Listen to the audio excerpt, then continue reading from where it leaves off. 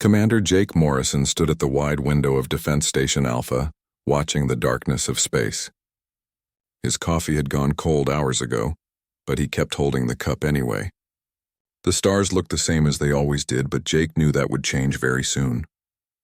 The alien ships were coming, and there were more of them than anyone had ever seen before.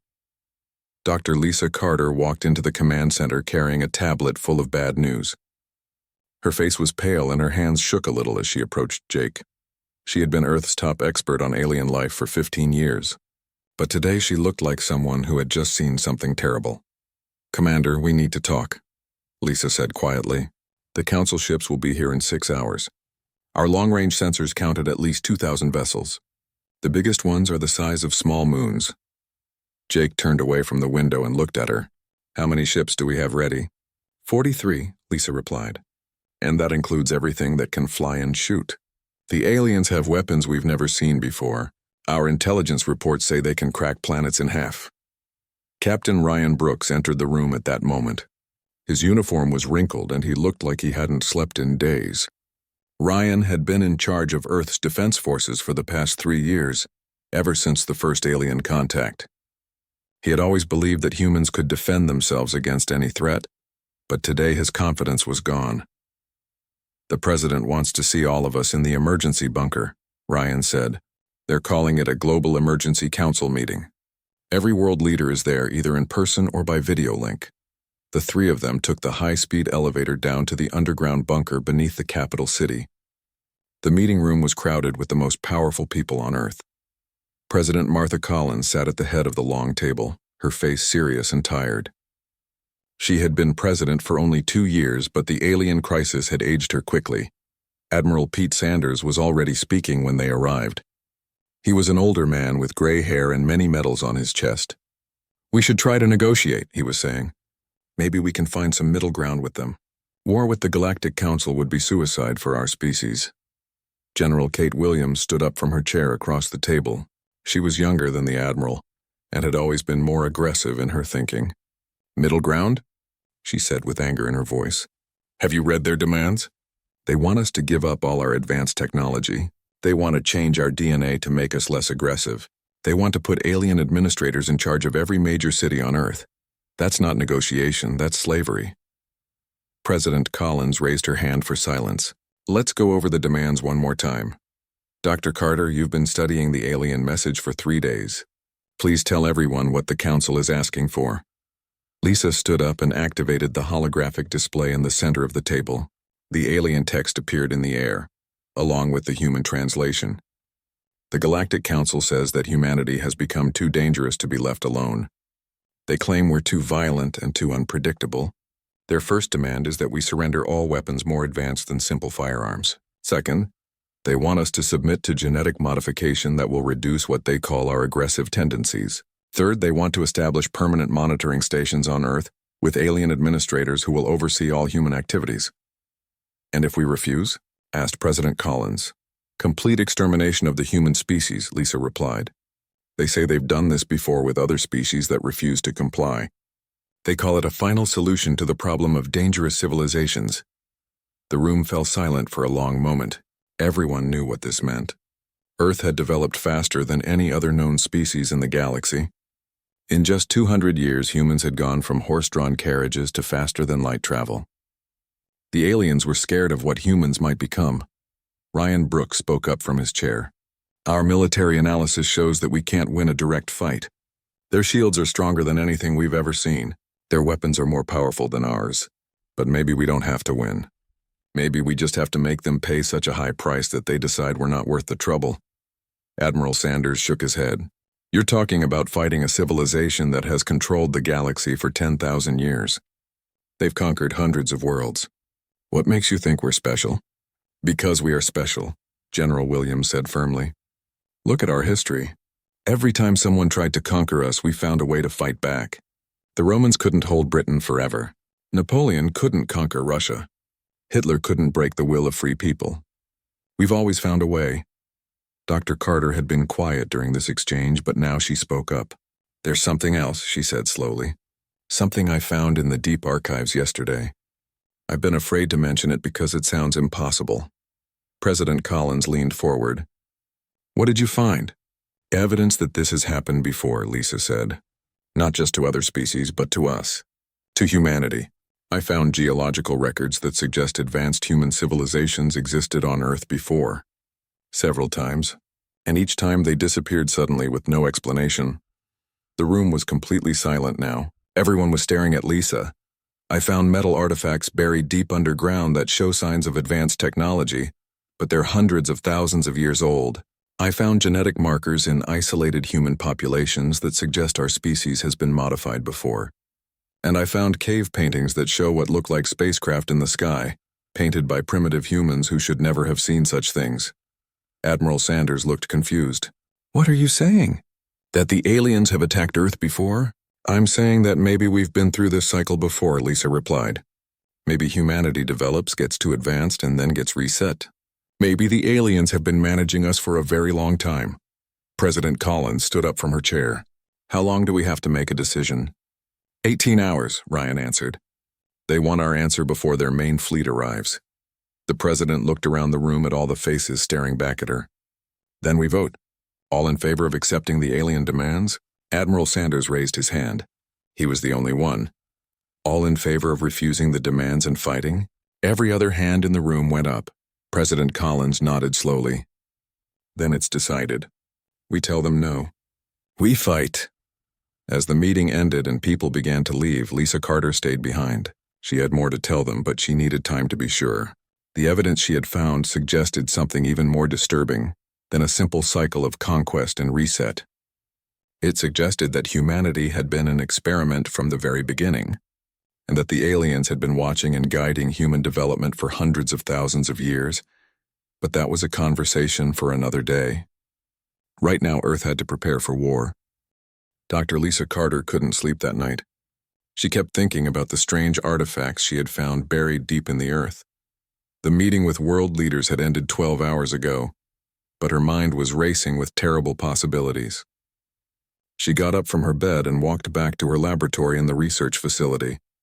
Professor Danny Rodriguez was already there, working at one of the analysis machines. Danny had been her research partner for 8 years, and he was the best xenoarchaeologist on the planet. His specialty was studying ancient alien technology, and right now that made him very important. I've been running tests on the metal fragments all night, Danny said without looking up from his work. Lisa, these results don't make sense. The metal is definitely not from Earth, but it's been here for at least 200,000 years, maybe longer. Lisa sat down at the computer next to him. Show me what you found. Danny pulled up the test results on the large screen. The metal contains elements that don't exist naturally on Earth. But here's the weird part. I found traces of human DNA embedded in the metal itself, not contamination from handling. I mean, the DNA is actually part of the metal structure, like it was designed that way. That's impossible, Lisa said. But even as she spoke the words, she knew they weren't true. Nothing seemed impossible anymore. Dr. Helen Parker walked into the laboratory carrying a box of old files. Helen was Earth's top quantum physicist, and she had been working with the government's most classified projects for 15 years. Her security clearance was higher than almost anyone else on the planet. I brought you something, Helen said, setting the box on the table. These are files that have been locked away for decades. Files about strange discoveries that the government didn't want the public to know about. After yesterday's meeting, they decided to share everything.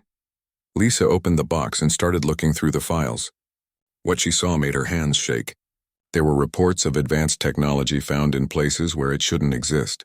Ancient batteries discovered in Iraq that were thousands of years old. Metal parts found in coal that was millions of years old. Cave paintings that showed humans using devices that looked exactly like modern computers. There's more, Helen said quietly. I've been analyzing the quantum signatures of these artifacts. They all show the same pattern.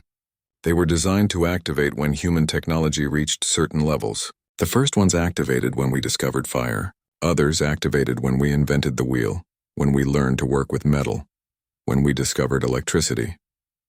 Danny looked up from his work. You're saying that these artifacts have been guiding human development? I'm saying that every major breakthrough in human history was triggered by alien technology, Helen replied. But not just triggered, guided, controlled. We didn't invent fire on our own. We didn't discover agriculture by accident. We didn't develop computers through natural innovation. Everything we've achieved has been because the aliens wanted us to achieve it. Lisa felt sick to her stomach. Why would they do that? Helen opened another file from the box. This one contained brain scans and genetic analysis reports. Because they've been harvesting us. Not our bodies. Our minds. Our creativity. Our ability to solve problems in ways that no other species can. She showed them brain scans from the past 50 years. Look at these patterns. Human brain activity has been changing. We're developing new neural pathways that shouldn't exist. We're becoming smarter, more creative, more innovative, but also more isolated from each other in specific ways. Danny frowned as he studied the brain scans. What do you mean, isolated? I mean that the changes in our brains make us better at individual thinking, but worse at group cooperation, Helen explained. We're being bred to be innovative but not to work together effectively. Perfect for harvesting individual genius. Terrible for building unified resistance. Lisa was starting to understand the horrible truth. They're not just conquering us. They're farming us. They've been farming us for hundreds of thousands of years. Helen nodded. I found evidence of 17 previous cycles.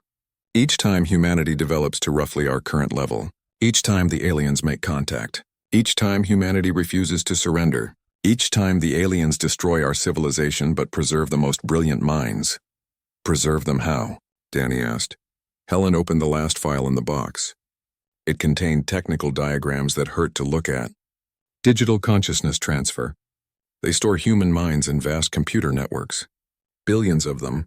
Every genius, every innovator, every creative person from the past 200,000 years of human development. All stored in alien computers, forced to solve problems and create new technologies for their captors. The three scientists sat in silence for a long moment. The scale of what they had discovered was almost too big to understand. Humanity had never been free. Every achievement, every advancement, every moment of progress had been part of an alien plan. But this time is different, Lisa said finally. You said the brain patterns are changing faster than before. What if we've developed beyond what they expected? Helen smiled for the first time in days. That's exactly what I think happened.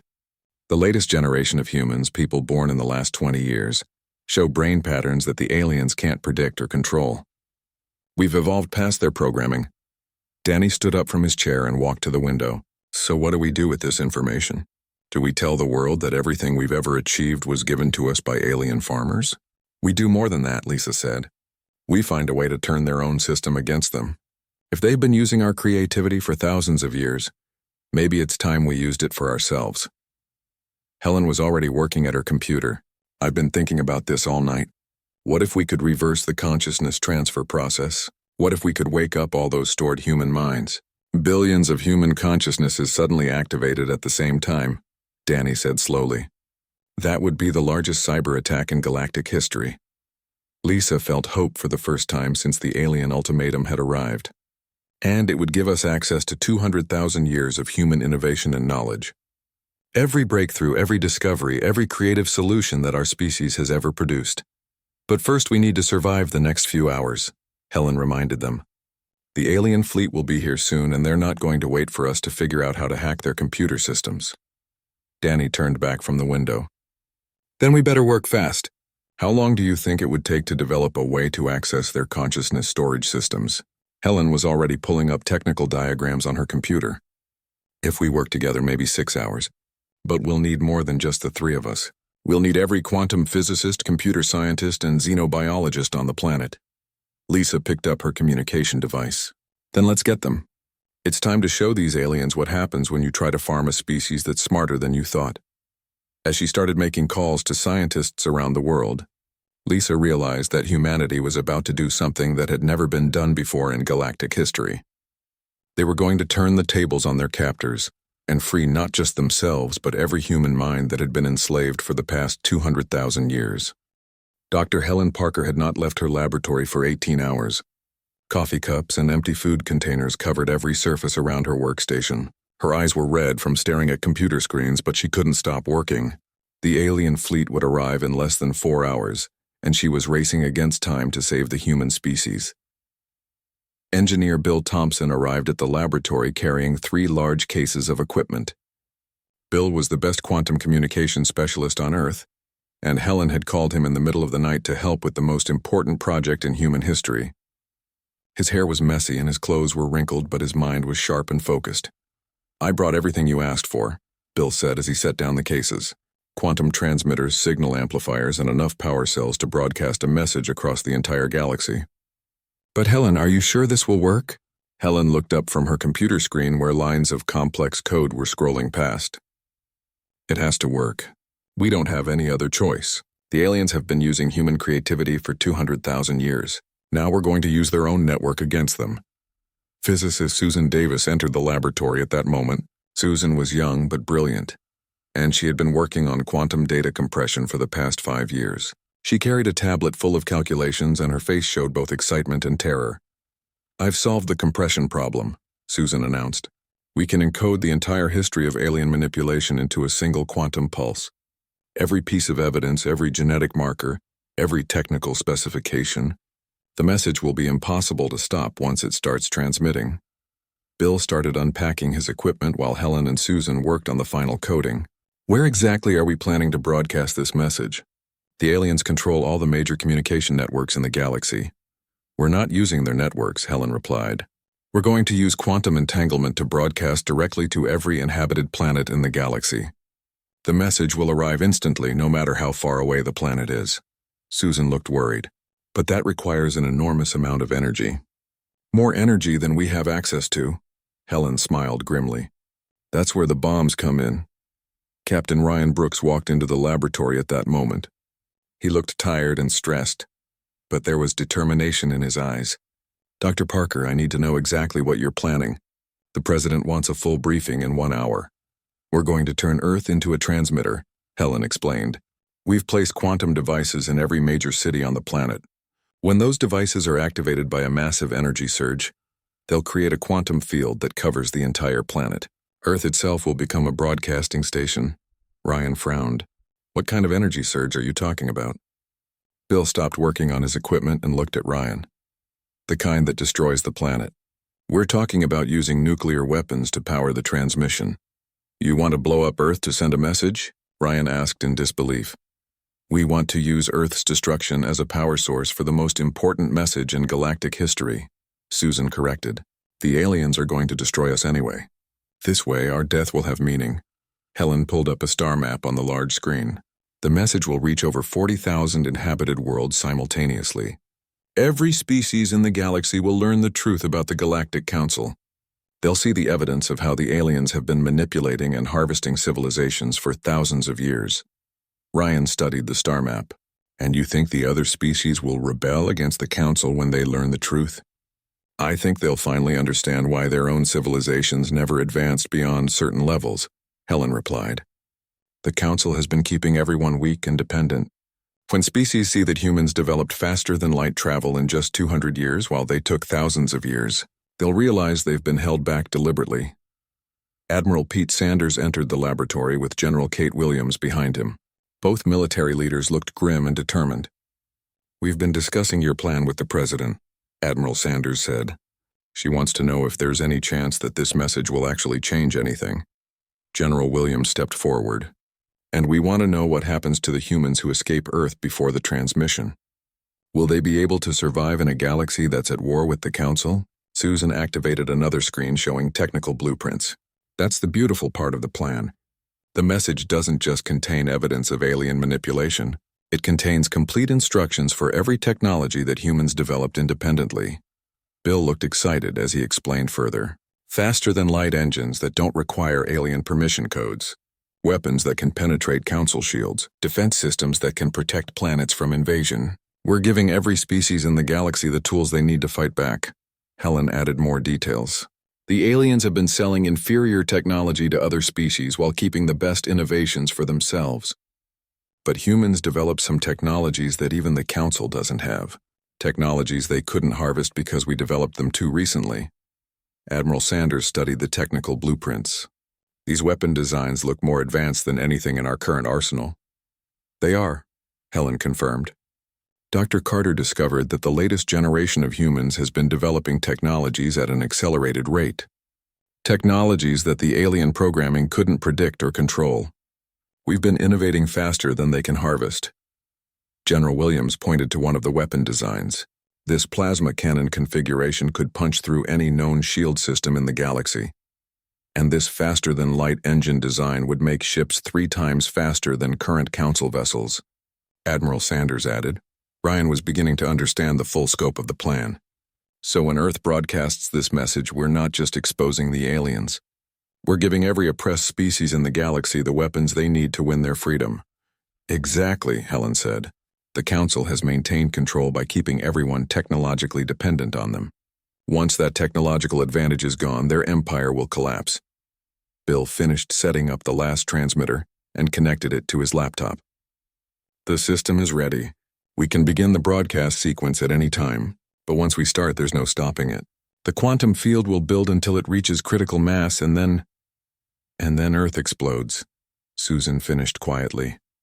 The room fell silent for a moment as everyone considered what they were about to do. They were planning to sacrifice their entire planet to free the galaxy from thousands of years of alien oppression. General Williams broke the silence. How many humans can we evacuate before the transmission begins? Maybe 10,000, Ryan replied. We have hidden ships scattered throughout the solar system. Small groups that can escape while the aliens are focused on Earth. Admiral Sanders nodded. 10,000 humans carrying the genetic diversity and cultural knowledge of our entire species. It's not much, but it's enough to rebuild. Helen looked around the room at all the faces staring back at her. The question is, are we ready to make this sacrifice? Are we ready to trade Earth for the freedom of the entire galaxy? Ryan answered for all of them. The aliens gave us a choice. Submit to slavery or face extinction. We're giving them a third option they never considered. We're choosing to die free and take their empire down with us. General Williams checked her watch. The alien fleet will be here in 2 hours. If we're going to do this, we need to start the evacuation now. Helen turned back to her computer. Give me 30 more minutes to finish the message encoding. Then we can begin the countdown to the most important broadcast in galactic history. The alien fleet appeared at the edge of Earth's solar system like a dark cloud covering the stars. Commander Jake Morrison watched from Defense Station Alpha as thousands of massive ships moved into attack formation. Each alien vessel was larger than anything humans had ever built, and their weapons glowed with energy that could crack planets in half. Admiral Zeth Ka transmitted his final message to Earth on all frequencies. His voice was cold and emotionless as he spoke. Humans of Earth, you have one final opportunity to accept the Council's generous offer. Surrender your weapons, submit to genetic modification, and accept our guidance. You have 30 minutes to comply. President Martha Collins stood in the command bunker deep beneath the capital city, surrounded by her military advisors and the world's brightest scientists. She looked at the communication device in her hand and then at the faces around her. Send our response, she said quietly. The transmission went out on every frequency that the aliens were monitoring. President Collins spoke clearly and calmly. Admiral Zeth Ka, we have studied your demands carefully. We have also studied your history. We know what you are, and we know what you have done to countless civilizations across the galaxy. You gave us a choice between slavery and death. We choose neither. You made this choice, now face the outcome. The alien response was immediate. Energy beams lanced down from the fleet toward Earth's defense stations. Commander Morrison watched the first wave of attacks destroy half of humanity's orbital defenses in seconds. The alien weapons were even more powerful than the intelligence reports had suggested. Captain Ryan Brooks was leading a desperate assault on the alien flagship when the second wave of attacks began. His small squadron of fighters weaved between the massive alien ships, trying to buy time for the evacuation ships to escape. All units focus fire on their communication arrays, he ordered over the radio. We need to disrupt their coordination for as long as possible. The human fighters were fast and agile, but they were hopelessly outnumbered. Ryan watched his pilots disappear one by one as alien interceptors hunted them through space. But every minute they held out was another minute for civilian evacuation ships to reach the outer planets where they might have a chance to escape. Down on Earth's surface, Dr. Helen Parker was making final adjustments to the quantum transmission system. The laboratory shook as alien bombardment began hitting the planet's surface. Dust fell from the ceiling and several computer screens flickered and went dark. How much more time do you need? General Kate Williams asked as she watched the tactical displays showing alien forces advancing on all major cities. 5 more minutes, Helen replied without looking up from her work. The quantum field generators are almost synchronized. Once I activate the final sequence, the transmission will begin automatically. Engineer Bill Thompson was frantically checking the power connections to the quantum transmitters. The aliens are targeting our power grids, he reported. If we lose main power before the transmission starts, the whole plan fails. Dr. Susan Davis was uploading the final data packets to the transmission system.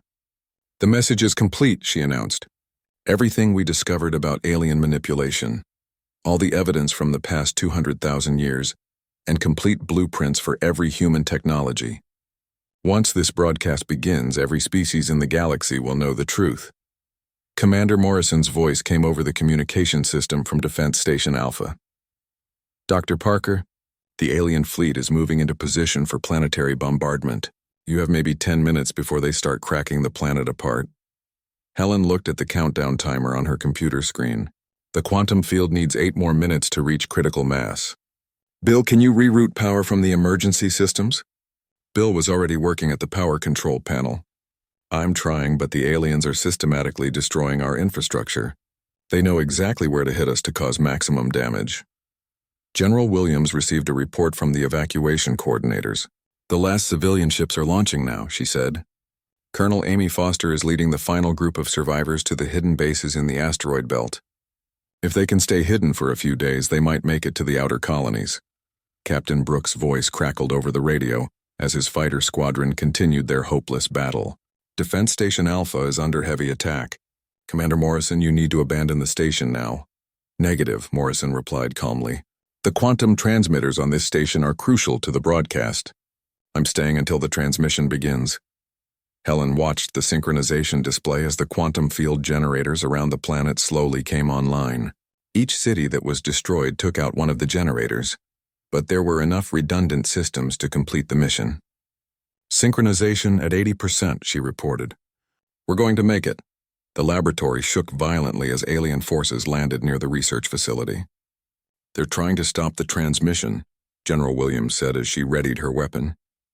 I'll hold them off as long as possible. Dr. Parker looked at the final activation switch on her control panel. Susan, Bill, you need to get to the evacuation ships. I can finish this alone.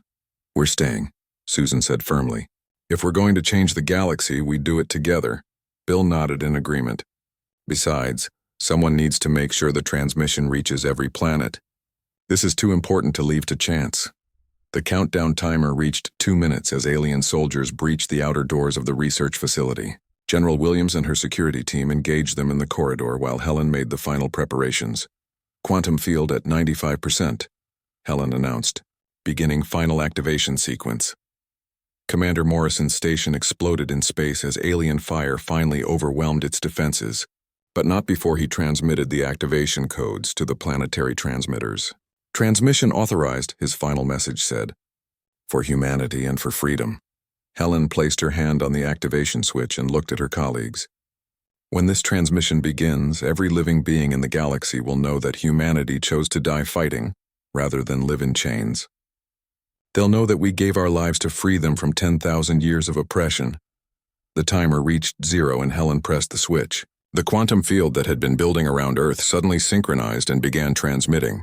The planet itself became a massive broadcasting station, sending humanity's final message across the galaxy at the speed of thought. The alien bombardment intensified as the Council forces realized what was happening. Energy beams designed to crack planets began tearing Earth apart, but it was too late. The transmission was already spreading across the galaxy, carrying the truth to billions of oppressed beings. Dr. Parker felt the building collapse around her as the planet began to die. But she was smiling as the quantum fire consumed everything. Humanity had kept its promise. They had faced the outcome of their choice. And they had made sure the galaxy would never be the same. The last thing Helen saw was the transmission status display, showing successful delivery to over 40,000 worlds. Earth was dying, but humanity's legacy would live forever in the freedom of countless other species. The quantum transmission spread across the galaxy like a wave of light, reaching every inhabited planet in the same instant. On Altair Prime, the ruling council was meeting to discuss their annual tribute to the Galactic Council when every communication device in the chamber suddenly activated. The human's message began playing simultaneously on thousands of worlds, and there was no way to stop it. Admiral Zeth Ka stood on the bridge of his flagship watching Earth burn beneath him when his communication officer reported the impossible. "Sir, we're detecting massive quantum transmissions originating from the destroyed planet. The signal is reaching every system in the galaxy." "That's impossible," Zeth Ka replied. "The planet is dead. How can a dead world transmit anything?" But the evidence was undeniable. The human message was spreading faster than light itself, carrying with it genetic records, historical documents, and technical blueprints that exposed 200,000 years of council manipulation. Every species in the galaxy was learning the truth at the same time. On the water world of Aquatica, the fish-like dolphins had always wondered why their civilization developed so slowly compared to the legends of their ancestors. When the human transmission reached their world, they finally understood. Their most sacred technological artifacts were revealed to be council devices designed to limit their progress. The crystalline beings of Sirius had worshipped their star gods for 10,000 years, never knowing that these gods were actually council administrators who harvested the most brilliant crystal minds every few generations. The human message contained proof that billions of crystalline consciousnesses were stored in council computer networks, forced to solve problems for their captors. Admiral Zeth Ka realized what was happening as reports flooded in from across the galaxy. "Send immediate commands to all council worlds," he ordered. "Implement emergency protocols. Shut down all communication networks," but it was too late. The human transmission had reached every planet simultaneously, and the message was designed to be impossible to stop. The quantum encoding allowed it to broadcast through any communication device, even simple radios and basic computer systems. On the forest world of Verdania, the tree-like inhabitants had always accepted that their growth was slow and limited. The human message revealed that council bioagents had been secretly modifying their soil for thousands of years, keeping them weak and dependent. Within hours of receiving the transmission, Verdanian scientists began developing the countermeasures that the humans had included in their message. The most shocking revelation came with the technical blueprints that humans had developed independently. Species across the galaxy realized that they had been sold inferior technology, while the Council kept the best innovations for themselves. The human designs for faster-than-light travel were 3 times more efficient than anything the Council had ever offered to other worlds. Colonel Amy Foster received the first rebel transmission while hiding in an asteroid base near Jupiter. She had escaped Earth with the last group of human survivors, and now she was listening to the galaxy respond to humanity's final message. "Colonel, we're getting communication requests from over 200 different species," her communication officer reported. "They're all asking for our help." The mechanical collective of Titan's Belt was the first to act on the human information. Their robotic ships began attacking Council installations within hours of receiving the transmission.